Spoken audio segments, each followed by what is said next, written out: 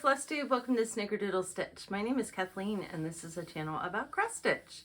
So happy Halloween everybody. I hope you had fun with some little trick-or-treaters. I got to see some really little guys in costumes and those are always fun. I only handed out candy the first part of the evening. I have a really long driveway and so I just went down to the end of the drive and caught the young kids that come out when it's still light out, and then I packed up. We don't have too many trick-or-treaters in my neighborhood anyway these days. It's kind of reached the age where people are retiring and moving and the younger families are coming in and their kids are too little to trick-or-treat. And there's not a lot of like middle school age kids that are the ones that really get into it and will do the entire neighborhood. So I mostly just see the kids on my street, little street, but anyway, first things first, I was giving away this pattern, my magic wand from Primrose, and I had stitched this as a band to go on around a candy jar, and the winner is Laura P 4690. So Laura, email me at snickerdoodlestitch@gmail.com. I just need your address and I'll get this in the mail to you. I do need to warn you, it will be a week or so until I get it in the mail because I'm getting ready to do a business trip and I'm going to be gone for a full week. So, I don't think unless you like email me right away, no, I've got too much going on this weekend. It'll be when I get back from my business trip. So, all right, I have a ton of stitching and I do have some haul. I went this last weekend to the DC area for the weekend, and as one of my viewers warned me, the Smithsonian and everything is closed right now because of the government shutdown. But I did go to the Holocaust Museum, which I had been to when it first opened, like a couple years after it opened. So it's been about 30 years since I was there, and I forgot how graphic it is, but it's very powerful.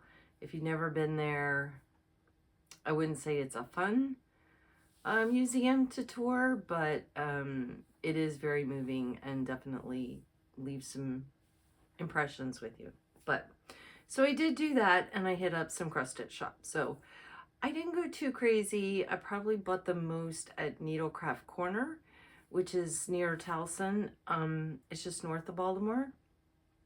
And when I went in there, she had a whole box of fabric, which I wasn't supposed to be buying at all, but she had a box of fabric all basically half off, and I couldn't pass some of that up. So, and I bought a few patterns, but I have a lot of stitching done. I've got an FFO, I have 3 finishes, I have 4 starts. Yeah, I've been busy. So, and then I've got a couple things that I worked on that were whips. My FFO is Lila's Studio Trick or Treat. And I'm doing this witch. This one I think looks frowny. But I had her finished last time. And I got it in the frame that I think I also had last time. So here she is all stitched up. The frame is not, it's just a grain happening. It looks dinged on camera, but it's not really like that in person. But here she is up close. She's really sweet. I stitched her in all the called for, and it's a mix of DMC, like the pumpkin's just an orange DMC. It's a mix of DMC and overdyed. And she stitched on actually the called for, or the one that they used, which was Vintage Stormy Night. Now they did theirs on 40 count. I did mine on 32 count. And it fits in, this is a 5x7 frame. Fits nicely in there. So she's ready for next Halloween.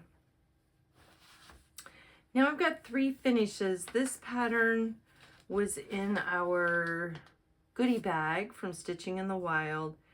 It's a hands-on design pattern. And I would imagine next fall, maybe she'll have this out for the public. It's called Hallo-Wreath. And the called for fabric is slate fabric from Fabrics by Stephanie. But I had some chalkboard Ada in stash, and I just used that. This is the finishing for it. It's the ribbon that would go at the top and the little, there's a little Frankenstein. Let me turn him so you can see his little face. Frankenstein pin. So this is all finished. It is all the called for. It just calls for DMC. So really simple. And I haven't decided how I'm going to finish this. I need to have some time to get into my round finishing items to see what this would fit on. The only thing I hesitated about doing it on the Ada is because the Ada is stiffer, it doesn't gather as well around a round base, like a piece of cardboard or, you know, whatever you want to gather it around. Linen and even weave gathers much more smoothly. Ada tends to look a little bumpy around the edge, but I had this in stash, so this is what I was using. I wasn't buying, you know, I'm trying to not buy so much fabric. So I wasn't buying fabric for that just for, I wasn't buying gray fabric just for that little tiny 4-inch round thing. All right, my next one. This is Modern Folk Embroidery. Put a bird on it. And this is the pattern. It's actually charted just in a single color, but then the cover, they've got it done in the multicolor. I was doing this for the Stitch Along that EJ from Sunshine Stitchers is hosting. And I started late and I didn't think I was going to get it done, but I was determined. I'm doing this on Lugana that I dyed myself. And it actually came out to 29 count. Probably it shrunk a little bit when I dyed it, but it's finished. I got it completely done. I did do, this is all one color, all of the medallions, and then the alphabets and the year are in the later color that you all picked out from my 2 choices that I had. But it is finished. Now I just have to get it framed. All I had left to do on it was all of the alphabets and I think this motif. I know this was the last one I put in. I think that wasn't done in the alphabets. But I got it done. And you put your own initials in up here. So I've got my initials up there and the year here. This was a lot of fun. I really like stitching Quakers. There were a couple motifs on here that I didn't enjoy as much. So I really like doing Quakers that are very geometric, like all of the ones at the top. The ones I'm less crazy about doing are ones like this. This one with these birds made me a little batty. But this was a lot of fun. I'll hold it up closer. The floss is Belle Soie, and the color was Mare Blue. The light blue that I used for the alphabets is a Dinky Dye. I think Tidal was the name of it. And I have quite a bit of floss left, and I have some plans to make a companion piece for this. So I'll share that next time. I have to dig out the pattern that I want to use, and I'll tell you what my thought is. I don't know how quickly I'm going to get this framed. I can't decide what color frame I want to use. I think I'm probably going to have to... My plan was to just frame it myself with frames in stash, but I think I'm going to have to try out some different frame corners on it to decide what color. The room that I want to use it in is really all grays and blues. I have one weight stand in there. Yeah, I'm struggling a bit with what I mean, it would look fine with a wooden frame on it. There's nothing else wooden in that room. I might do white. I have to see what white will look like on it. The fabric is not white. I've dyed it. This is kind of hard to tell on camera, but it's dyed a very pale bluish gray, and so white may show up around this. We'll see. There's nothing black in that room. I had thought about painting a frame, but more to come on that one. All right, my next one. This is another big one that I really wanted to get done this year, but I wasn't sure I would. I got AuryTM from Toledo to Toledo finished. I'm really excited about this one. This one I do need to take to the framer. I may not have the framer frame it, but I want to get a custom frame for it. And I tried looking at, is it Frames for Art? Frames for, it's a website, and I've bought frames from them before, but their site looked different when I was there this time. And so I think I'm going to have to go to our local framer, which is fine, but here it is all done. All I had left that I needed to do was put the alphabet in. I will, another word of warning about this pattern. This alphabet is centered in this section. So all of the letters are the same size, which is why the W is very narrow. It's the A that they have charted on it. If I were doing this again, because the W is so wide at the top, I actually would have lowered it a few stitches. To me, it looks like it's not centered. It's centered in this square without this corner. And because the W is so wide at the top with the corner right there, to me, it's making it look like it's too high. I'm not picking it out and doing it over again.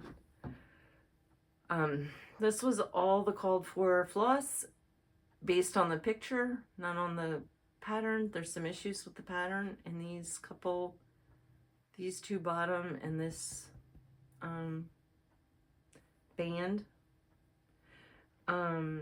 So I started following the photograph on the front instead of the pattern. But this is on 28 count Fiber on a Whim cream and sugar, if I didn't say that already. There's the W up close. It's all the called for overdyes. And this is another one where the pattern doesn't tell you how many skeins for any count that you need of each color. And so I way overbought for this. Way overbought. So I have an idea to use the remaining floss for a companion piece for this as well. So that and the put a bird on it, I'll show next time with what I'm thinking with the floss and fabric and the pattern. I know what pattern I'm thinking of for this. So, but there it is all done. This may be my favorite piece ever. I love the colors. It was fun to stitch. I know colors are playing a lot into it, but I just like the pattern too. So there it is all done, folks. Next time you see it, it will be framed with some museum glass because I don't want that fading. All right, these next few are starts. So when I was away in DC, and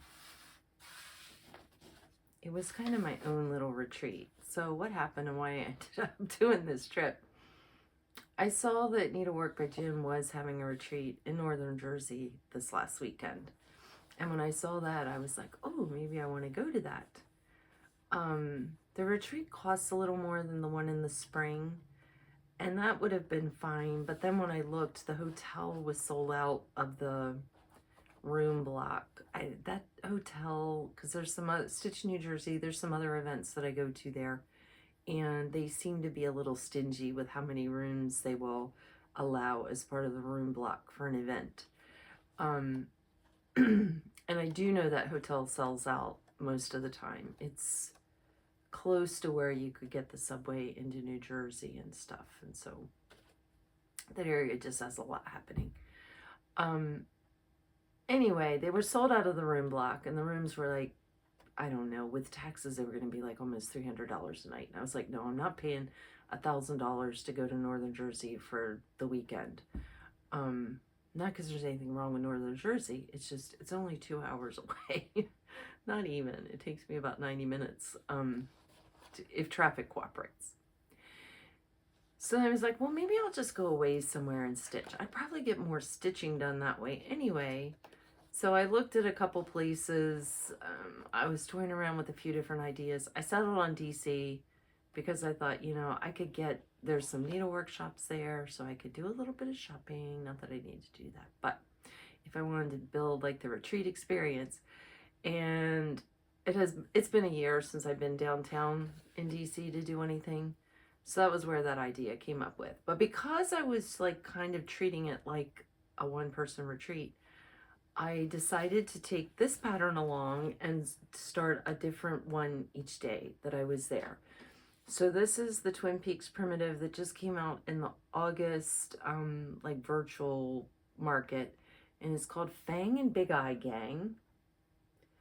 And I love the finishing on them. They're so cute that way in the little spools.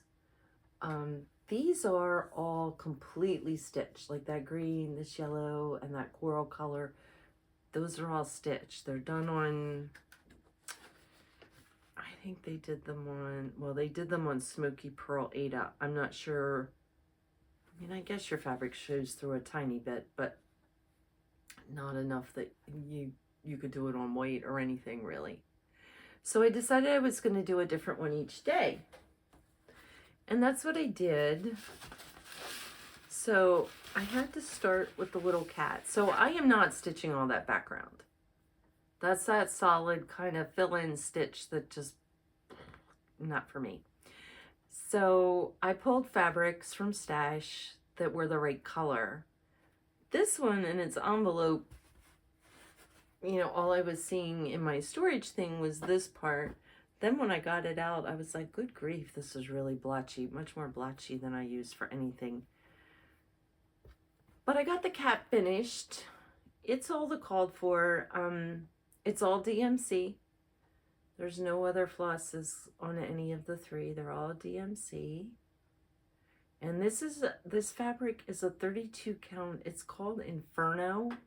I don't know who makes it. It still had the tag from the shop. I bought it at Hodgepodge, and it just says Inferno. I tried Googling Inferno cross-stitch linen, and nothing comes up. So I don't know if it was like a limited release, if it's a color that's been discontinued. I'm not sure. It is kind of cool.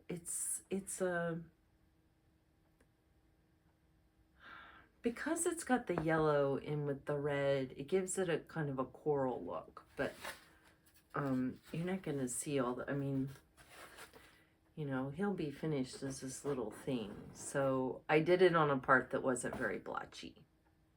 I was trying to do, because you'll see I've done the other two as well. I was trying to do them up in a corner so that I used as little of my huge piece of fabric as possible. But I'll be honest, I might use some of this down here. I won't use this for anything, this hot mess happening over here. But there's the little cat. And then I got him done. The other two, they were days that I had more going on, so I didn't get as much done. But I got the witch. Now the pumpkin is different than the way he is charted. I did the witch first, and this is on Grace Notes White Peach Tea, which is a nice yellow. And this green is Weeks Dye Works Scuppernog. So anyway, the pumpkin is not as charted. The pumpkin mouth should look like this. I did the witch first, and then I decided that mouth was really creepy. And my cat didn't look creepy. The cat doesn't have that mouth. So the cat was cute, but the witch was creepy. And so when I went to do the pumpkin, I did his mouth differently. I basically, anything that was white teeth or red lips, I stitched in orange. So then it just gives a traditional jack-o'-lantern look. So these both still need their bodies. And they're not going to get stitched now this year because it's Halloween. It's time to move on to the next holiday. Oh, there the white peach tea shows up better. It's a deeper, richer yellow than what's showing up, but so that's those two. The pumpkin's gonna look really cute with the cat. I'm still not sold on that witch, but I guess if one of them looks creepy, that's okay. All right, this next one. I bought this pattern when I was at Garon Stitchery at their physical store in Ozark, Alabama. It was a company that I'd never heard of. He said they're out of England. It does say .uk. So, and the company is, or the designer is Love Poppet. And the pattern is Boo Ghost. And I love that pumpkin and ghost.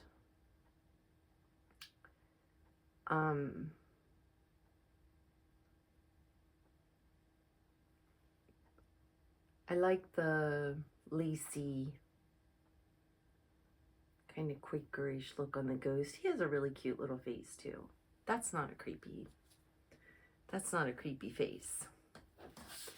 So I started it and I got a lot done.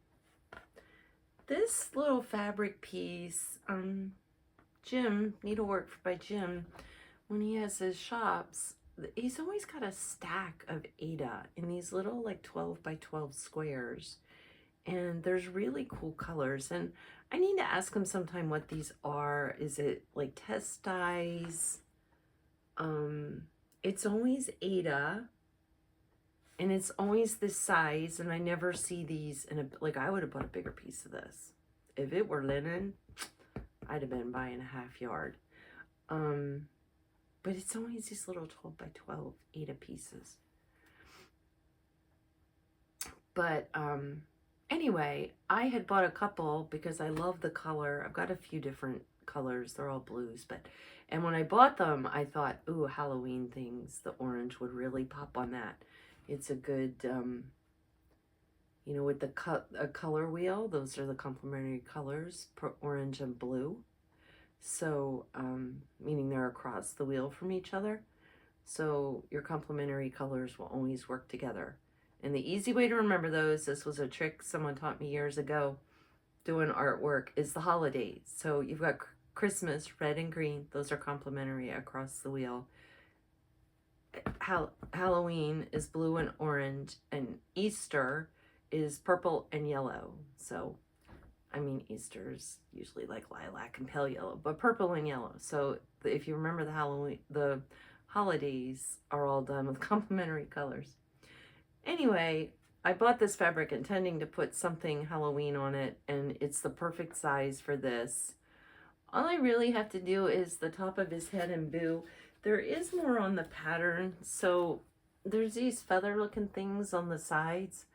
I think I'm gonna leave those off. I'm not really sure what they're supposed to be, and I'm not sure.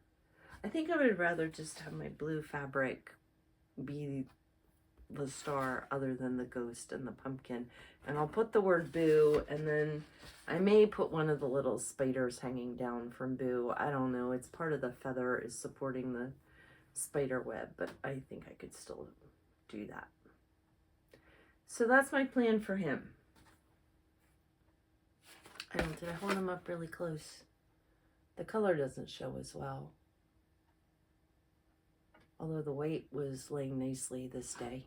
I don't usually when I started stitching that, I was like, what was I thinking? This is like a snowman. It's a bunch of weight.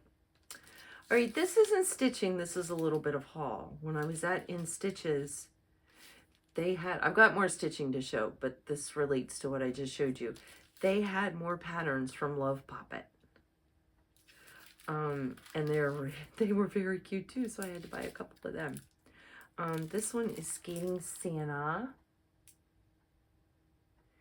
And he's not very big. Well, 109 by 103 on 14 counties, 8 by 7. But that's Skating Santa from Love Poppet. And these patterns are all DMC. And this one I bought, it's called Life is Sweet. And it's got the cutest little mouse. So for anybody that's watched me before, I've collected mice since I was a kid. I will always nab something if it has a mouse. This is also my colors. So he was just too cute. So keep an eye out for Love Poppet. That's 2 shops now. They must have been at market. I wonder if they were only at the virtual market. Something has happened that they're starting to break out here. And if the patterns that they have out are anything to go by, they're going to be popular. They're cute, cute pieces. All right. I got one more thing I stitched on. I stitched on Blackbird Designs Midnight Watch. I'm using the called for, but my overdyes are looking different than this. And not necessarily in a bad way.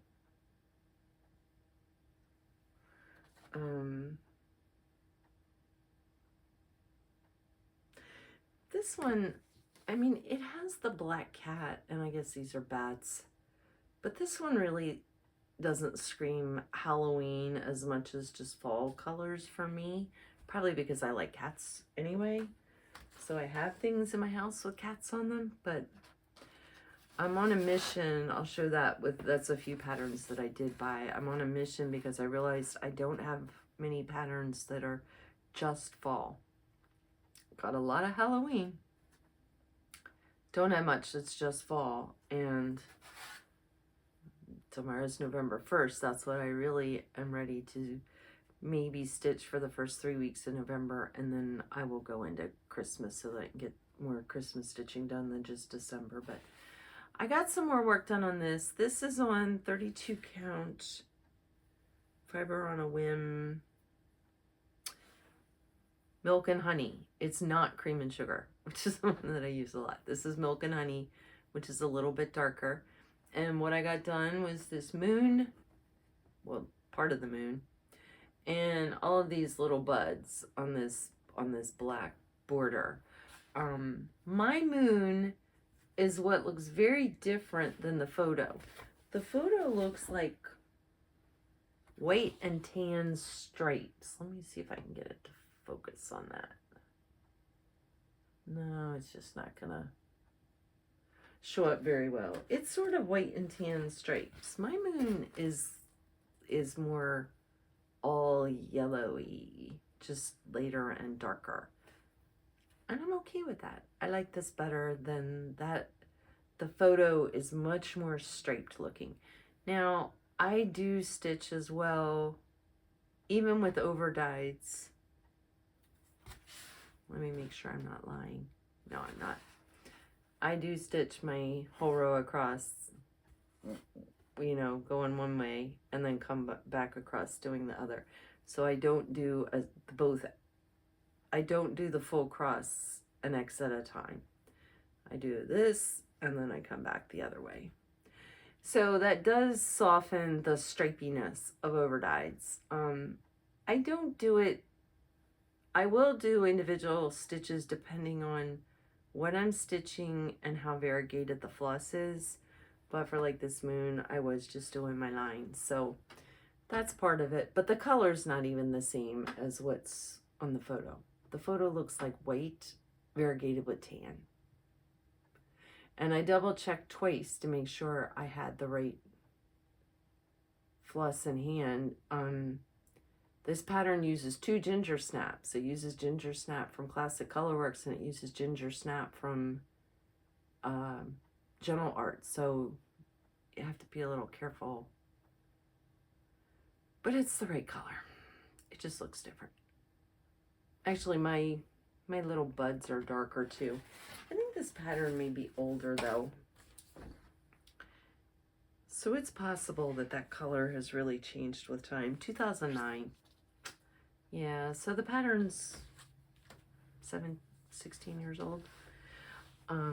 So yeah, that's my guess, is that those overdyes have morphed over time. I know sometimes the dye manufacturers discontinue dyes, and then the dyers stuck trying to figure out a new formula to get as close to what they had as possible. And sometimes that's possible, and sometimes it just isn't. But all right, now I have a little bit of haul. I bought a few patterns. I bought some half-off fabric, and I talked about this last time. I found Kreinik on the cards. And Dreama from Needlecraft Corner, she's always got all the gossip, all the Stitchy World gossip she has. And so she knew why it's taken so long. I'm not going to rebroadcast it here, but she knew what was the holdup in getting these on the cards and getting it out. But they are starting to dwindle or trickle out there. The one shop I was at had quite a few different Kreiniks on the cards, and they had the 002 braid, which is one that I needed, or no, the 202 high luster I needed for something. And this is blending filament. This one's not braid, and braid is what I need, but I grabbed it so that I had the color. Because the golds, well, oh yeah, you can really see that there. I mean, in person, they both look gold. This one is more orangey. It's really showing up on camera that they are different golds. Part of it's the way it's catching the light this way, but. And then she gave me a needle minder, which she has mystery boxes, and this is going in the Halloween mystery box that's shipping out soon. I think she gave it to me because I bought lots. So my fabric I got, this is Fox and Rabbit paper bark, which is just a nice neutral, it's very wrinkly. It's a little darker than most of what I have in stash. You can see it's got a little bit of gray in there. It kind of reminds me of a darker flannel flower.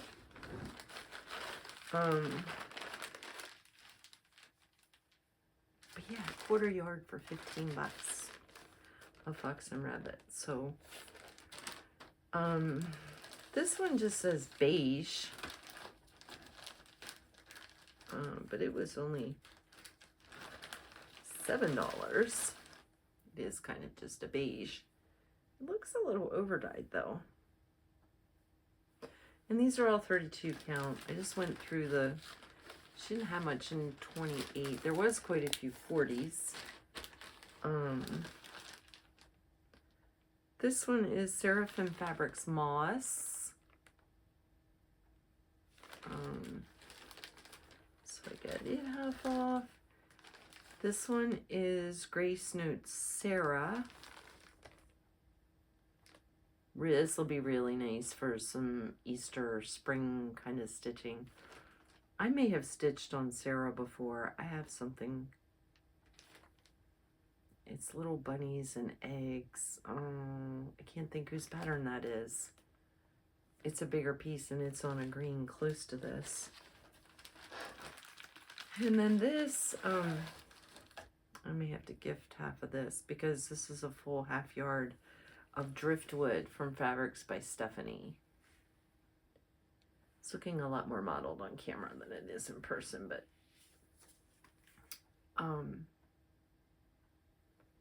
it's just a nice brown. So those were my half-price fabrics.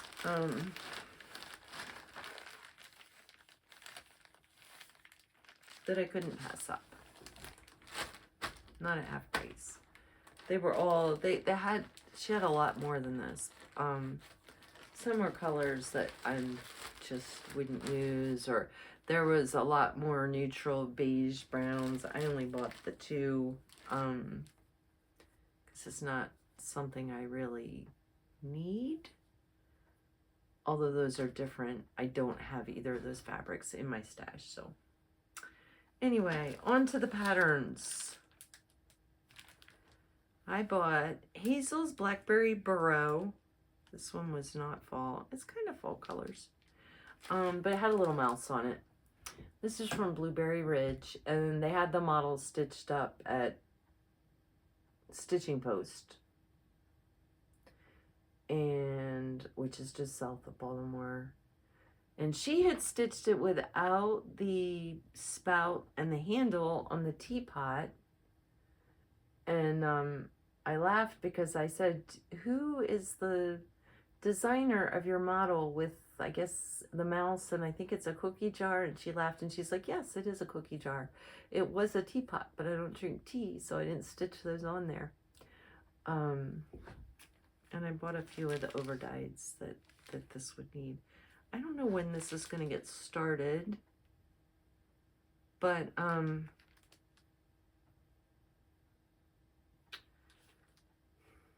could start it for fall. I was whining about not having enough fall. And the next one I'm going to show you is more Easter. It's a bunny. It's Hester's Easter jumper. This was in its Pansy Patch Quilts. This was half off at Needlecraft Corner on her sale wall. But I thought she was a cute bunny. I might even just do the bunny on that one. I like the whole thing. But you could just do the bunny. Just the bunny is cute. All right, now are the few fall things I had. I had trouble finding fall patterns, although then as I looked, I was like, oh, I think I might have that pattern. So I started thinking maybe I had, well, actually one thing I was like, oh, I have that stitched, and where is it? Because it's not out. It was the AuryTM, the fabric flare pumpkins with the turkey, the Quaker turkeys on them, which I didn't do as turkeys. I just have the Quaker medallions there. And I don't have that hanging up, so that means it's still, it means there's a box of fall stuff still in the basement that I haven't dragged up. But I did find a few fall patterns that I really liked. I got Tiny Modernist Fall Bell Jar. I should say too, I was looking for bigger fall patterns. Like something you would frame and hang on the wall. This is not necessarily that. 16 count. This is 5.5 by 7. So this is fairly, I would call it medium size, right? It's, wouldn't do something 5 by 7 for a pillow, but it's a little smaller than what I was thinking for framing on the wall. And I love the little hedgehog on there. So when I lived in England back in the 80s, they were putting hedgehogs on everything. Like we were in teddy bear craze on everything here, like greeting cards and all that kind of stuff. And they had hedgehogs on things. So I remember I came back with a bunch of greeting cards to use. I used them for the next like 5 years because I brought too many back. But they were just really cute with hedgehogs. Okay, it wasn't because I brought too many back. It was because I loved the pictures on them and I didn't give them to anybody for a while. All right, this next one is another Tiny Modernist, and it's Autumn Bell Pull. And I thought it was cute and would stitch up pretty quickly. I was just looking, the edge on that's actually stitched. I don't know if I would do the cross stitch on the edge like that, but I liked everything on there. And it on 14 count is 4.5 by 20.5.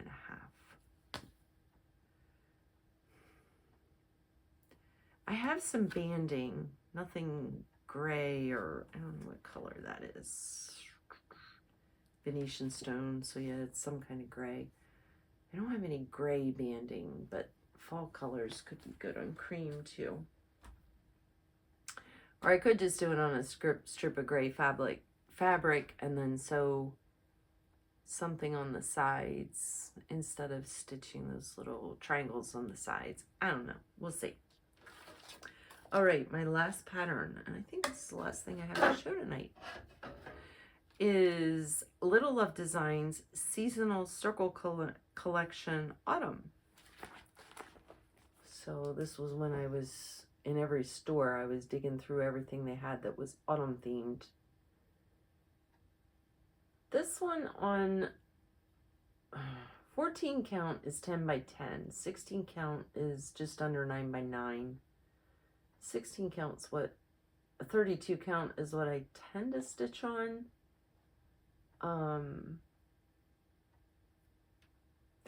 Now this is interesting. Her directions actually say use 2 strands for cross stitches, except when stitching with white, when you will need to use 3 strands if stitching on 14 count. So for like the mushroom bases and stuff, she's actually used 3 strands to get nice solid white. That's good advice. Anyway, that is everything that I have for tonight. I don't know what I'm going to do 2 weeks from now or how much I'm going to have to show. I've got some things going on this weekend, and then I leave to go on a work trip, and I'm gone through the following weekend. So normally I'd have time in 2 weekends and evenings when I would be getting stitching done, but next week my work trip, it's our entire team meeting in California, and so I'm going to be doing team events. I'm not going to even really have like downtime. I might have half an hour before dinner kind of thing, but it's going to be dinner and socializing in the evening, and it's just going to be a very busy week. So other than my flight East Coast to West Coast and back, if I don't fall asleep, I'll get some stitching done then, but that may be the most time that I have to stitch over the next couple weeks. I'll have a few evenings when I get back before my next episode, and I do have some time this weekend, but it's going to be a little limited. So we'll see what happens for next episode. I may have to break out something different. I do have some quilts I haven't shown yet, so if I don't have too much stitching, maybe I'll break out some more quilting stuff for you all. But I hope you are all having happy stitching, and yeah, happy Halloween, everybody. I'll see you in a couple weeks. Bye.